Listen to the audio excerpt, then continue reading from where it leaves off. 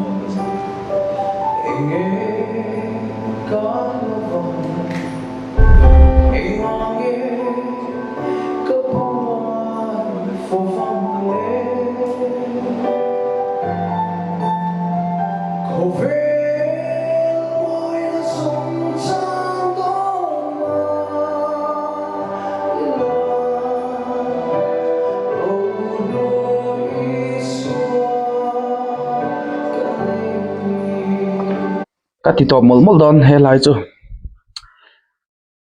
Ares khovel moina hi chan don lo shim ti hi ka soi du eng ti kong mai chan don lo ivul zelang pathian hian a choi kang ze lang chenga a thau thangai lawang che ti hi ka ringa a chan chu ka soi ri lo thei lo thina sai lo te an wang lai takin tu nang lai social media platform a that lo chungpo an wang lai taka lali su krista hnung zui thei kan lo nei to chumi to ta aresa aron pianga mitam takpo mitang dang te po ani anga ma se kan top artist ti meyang Mizoram a chuanin anni thukan om chuang lo mo chuwang chuanin aresa engti kong ma in lali su hena thlau thadon lo che lau turi nei lo khovela hian mo hitan zam na tur om lo lali su krista hnung izui hi pathian in a choi sang chenga love song saklai ai khanin keima ngai dana chuanin I kharau I taksa iril rupo a cher siam chein karinga chuwang chuanin eng poni se itan hi chuanin mo khovel hi lali suanen chuanin a par vul tulang ti kha ka soi du ni engma hlausu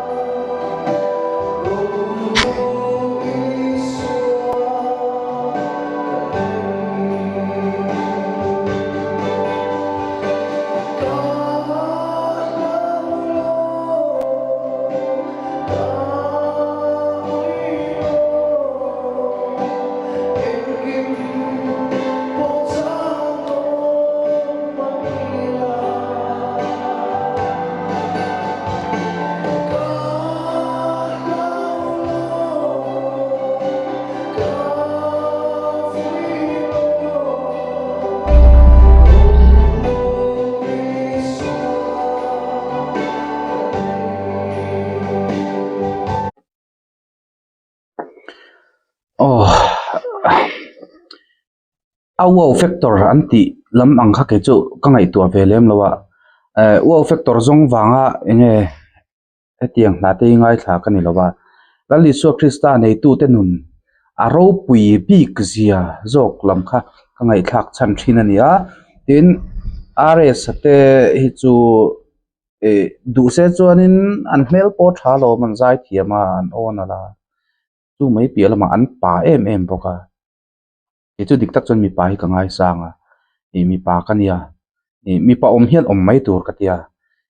mi pa chon in cheina te kan nei in cheina bik po kan nei a ka soi ril lokang a huwa chon min huwa nga ma se poi ka tilowa mi pathian in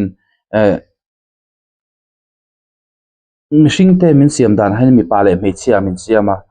tu te moron zai an zai thiam lut tuk powerful lut tuk an o control en ki ma tha ma se an in thuam dana han mi pa in thuam in thuam lo chon ke chu a kha chu ka yes theilo ka ngai tha pe lo mo chu wang chen tu nang lai chon social media platform tha to sia mitin kan hmuwa kan ena kan ngai thangal zela man lai anga radio hun lai ang te lo ni ve to bok si lo chu wang chon mi pa chu pa takin om mai to ka in chei dana te hian pa tak mai to pa tia wang hanin watet niang nuang le street kha ka tilem lo mo mi pa chu gentleman takin mo smart takin kan om mai tur ani chu wang chonin mi pa in chei lo na pia lam wa po lang chi chu ka ngai na lo hrim pe chon mo a huwa in min huwa sela hei chu adik tak chonin tun ka tong lo holo ka sei to a huwa in lo horo se ka to chu wang chonin dik tak chonin toile patil promote te ke chu ka ngai dan an lo hrim Bible pon akhap tlak chu wang chonin mi pa chu pa mai tur mai chia chu mai chia mai tur chu wang chonin rs sanun hi amoi a pathian hianin atmangai bi te po hi ati thei hial in ka ria ma se rs itan hen khovela hen lungai na tur eng ma aum lo pathian inei to engkim I chan don emo intirere su eng mai chan don lo pathian in a choi sang zel chenga inun konga tan muingil na te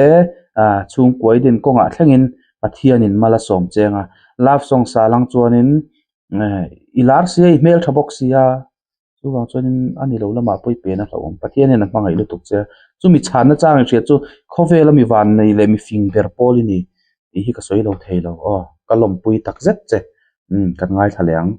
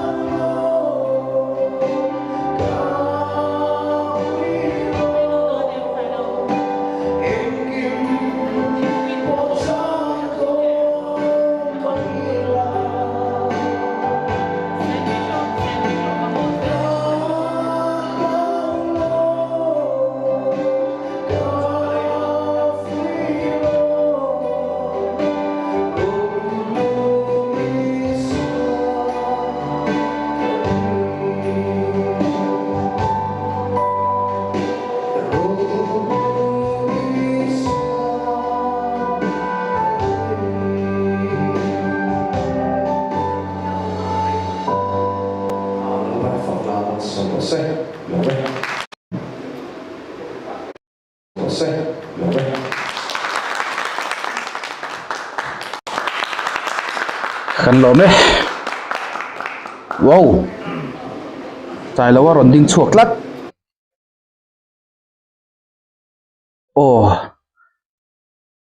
zero sang han top me don mo katia ma se heading ala nang hian rs sai lo tai te mal som dong tla kan ni an vai hin an zai don mun le จังตุปาหลีรันนี่โดนสินจังตุปาหลีรใจกันง่ายทางอันนี้ไม่ลมกันง่ายทางหาหลัง missionary te pualin an William i la pathian namin pe kan sange hi missionary te puala hum man ani boka kan la pathian min lo pe lo hi alo kan zeta ne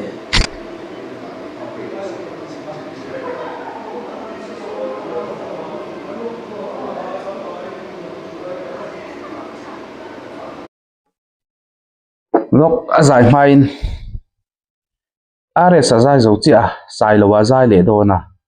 ei a heading alan ang hi chuanin tai te a zai le don ni mela Mizoram ami bi khlang tha kan mi pa te an zai don ani mela ngai tha ka cha kom tak ja sai lo hi chu sai lo wa nia are sa te pon min te khin chu an tia tai te pon ti thowa chu wang chuanin sai lo chu sai lo wa ni reng don chu wang chuanin are sa kan fak em rualin sai lo wa hianin ma lo hruai thui tol tuka an tan en ton tlak tak meu ani ti zong khan ka soyang ni are sa te chuan kong zo tu tam takan ron la neya chu wang chuanin sai lo wa hniak nung ron zui hianin la Lisu Krista kai hruain ron om ve sela sai lo wa ang hian an nu mai ron tha ve se ti kha ngai dan ya sai lo chu sai lo wa ni mai soi tur va kom lo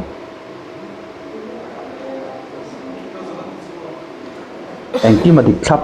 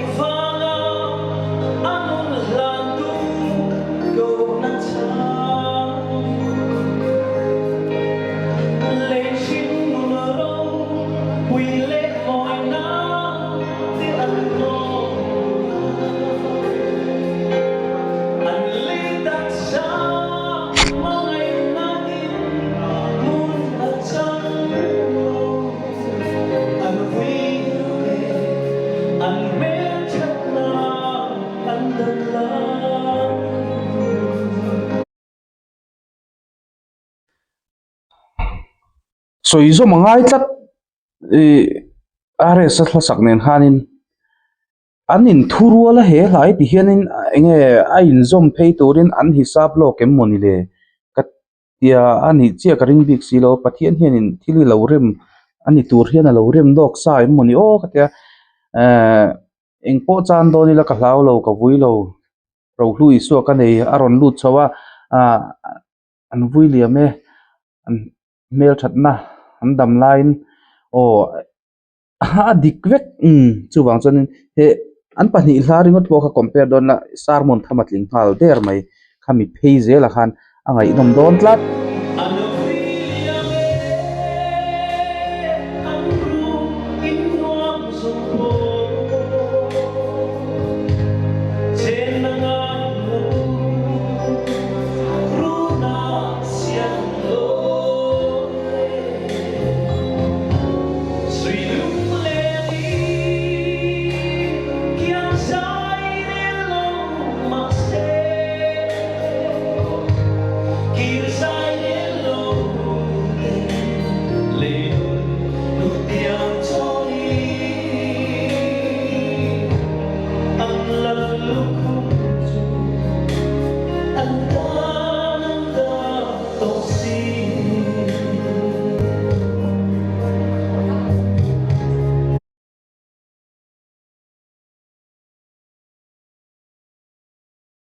an mel thatna han wang line an lei ro hlu zong nge an hoisan ma se khovel an hoisan ma se khovel mi te hian kan hoisan lo an hlutul kan mizo celebrities te hi an niam lawa da niam the ni lo chu wang chuanin laro pui lu tuk sai lo te phei chu nge kan legend kan ti to jok don nge legend kan ti don nge celebrity an na ni reng boka legend na ni boka ti ma yang chu tiang chuan chu wang chuanin I tak takin wow factor lampang ti lampang hak ka ngai tu na ong lo an hla saka hen mo ke ma chuan Krista nei tak tak te thin lung chevel nun vel hi mu nom ka ti ema chu wang chuan heng an hna te ka ngai hlutak zet zet ani ti ha kan soinon le lok ani ngai ka zelang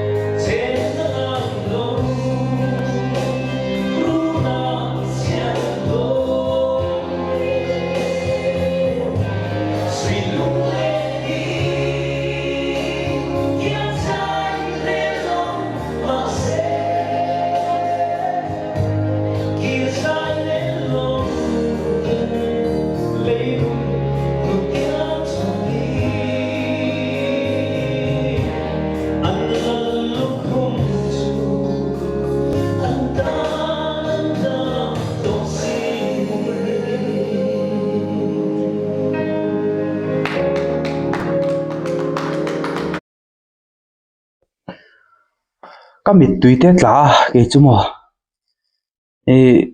avan ro pui tak em pathian hi avan tha tak em zai thiam velo mele hetiang taka zai thiam kanan sheve ringot meite hi alomum kan beng hianin zai thiam lo sheve ringot te kan van van ni tak em lom tur kan ni ringot me ni chutakara an han zai thiam le zula chutakara an lapiang thar le ta zela an tan hen khovel hi van han tu tak em khovel tinuam tuan ni kil pakhat che zete lok ka du kan kal le main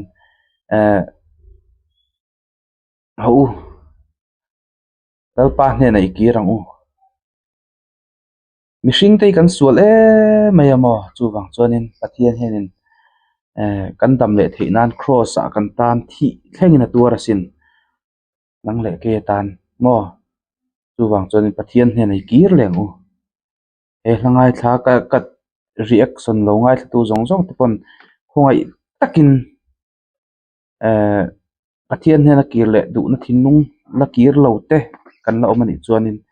kir le du na thinlung kan nei theina turin pathian ho voi khat ta le di lang o ya kan soitel le sham do ni nge next hi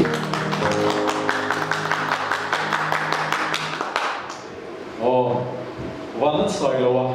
เป็นสมัยที่ว่าอะไรเดี๋ยวนี้ชาวเด็กตัวโตตายเตะตาริกตะกินดันสบายกูที่เป็นเลยเนี่ย come on ตายเตะ ตอนนี้ผมใส่ในไลฟ์นะไลฟ์สตูดิโอก็ส่งไปเลยทีวีเลยยูทูบลงมาเตะมีลูกที่ดูส่งไปสิไปก็บุกไปเสียวไอ้สันนี่ละกันคุณฟังสันจะกันช่วยตัวดิฉันเรียนนักเขียนตัวเด็กบัวละคุณฟังกันนี่ละลูกที่ดูส่งเตะตำรวจลูกเก็บลงหรือว่ากำลังมีการดูเสียงขันแต่ในส่วนที่เป็นชุดเรียนที่เป็นชุดดูขันกันส่งไปเป็นส่งเนี่ยฟังตาจะเสียใจเป็นกันนะโอ้แต่เรารู้สึกต้องก็ยังคงเป็นหลังสังเกต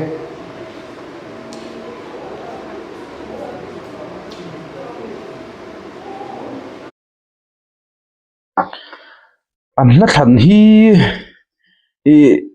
set up sa ve kan ni du mel riau ka tia ro hlu isu ka nei atangin an vui liame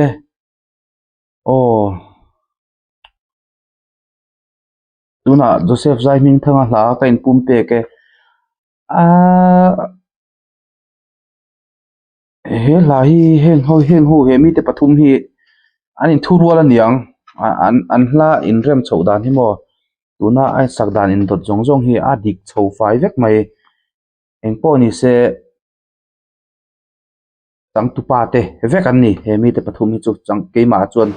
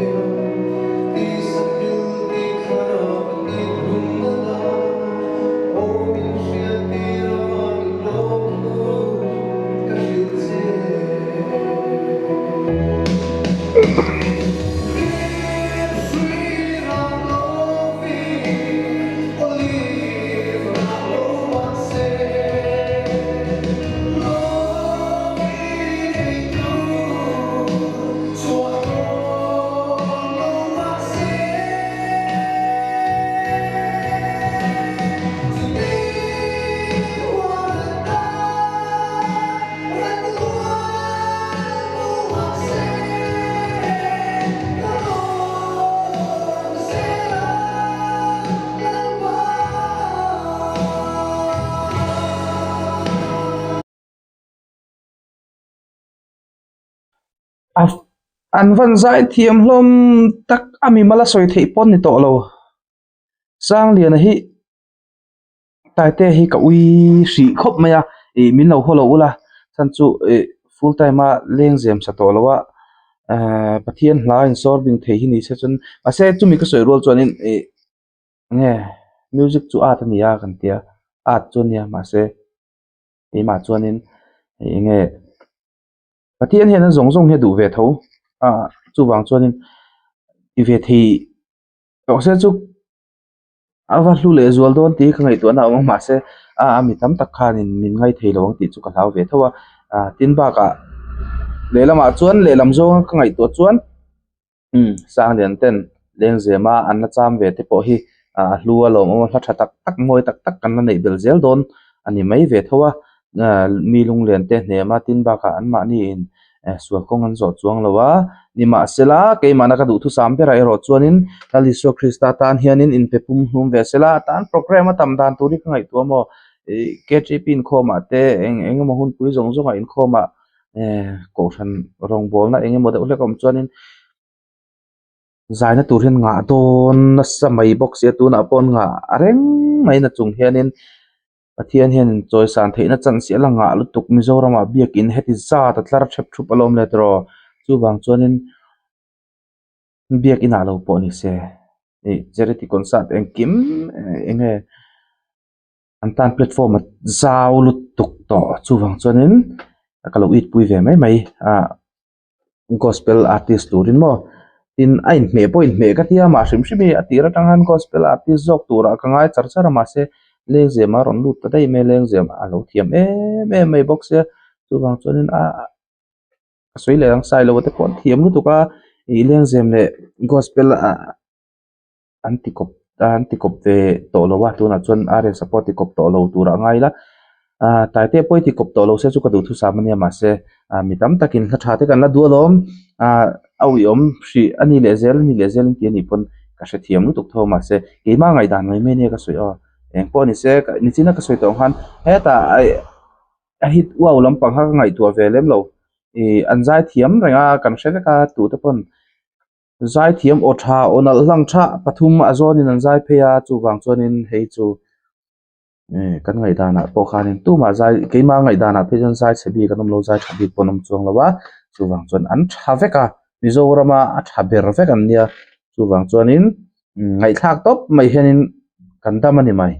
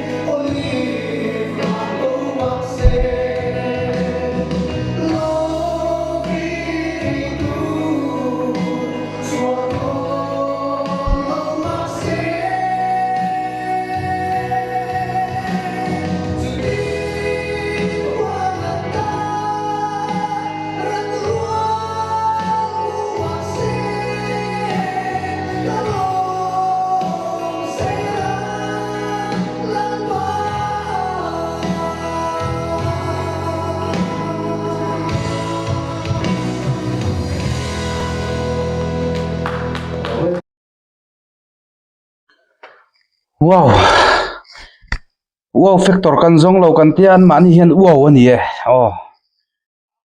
hil pakhat I deuh mai ka nei chu silo arrest taite an pathum hian han zai thei se chuanin enge record uluk pa ngai fel pai takin han zai se la pakhat tal hi chu ron nei se ka ti gospel bi ka mo ngai nom don tuk dik tak chuanin mo tuna kala thak ngai thak song kha ka mit tui an ko chuak vek pathian ro pui zia hi achiang lutuk lom tur hian ni tin taite te smart zai maya t-shirt po ha thadu mi alo het yang mizo tlangwal fel tha anan nei le ringot mai te poi a van nei thlak tak zet zeta in vong box si chu wang chuan an hmalam hunatan tai te zero sang ate sailo po ama interview ko siat to chuanin kumsom ruk panga som sari vel tleng chu olai mi alo zai thei ka du atia chumi tur chuanin thei to pho chuatia khatia angkha an hnung ron chui ve tum sela sailo te angkhanin sailo po ala wanglai reng ton ti na nia lichen ani boka wanglai mek zel boka ni phei chu wang chuanin an vai hianin lakshan tak tak thei lo mo thiam na in ang lo tha an ma ni laina an ma ni ozona theu a tha ber vek an ni chu wang chuanin ni china ka soi to angkhanin ka soi le du chu aresa ni china ka soi ka ti karil ru am jok ka senge aresa ni emo tai te fence kan ni emo ho I aresa zai thiam jok tai te zai thiam jok ti lam ni lovin mo chang ho jok ang o ani pani ponin ho hle ne ma in thian thalom tro chu wang chuanin enge ke ni hetlai fence rala tanga lo mai mi kan in hial ka in hial na chan tur hi om lo chu wang chuan mi zo in an ni ang kan nei I lom top mai ang o ho chuan tai te po gospel a full time nei turin du sakna ka hlan cha pathianin ada niam ngai lawang cheu in pathumin in ti tha in zai tha karil ru in ne tak zet in khoi tak zet ani ole kan du to kang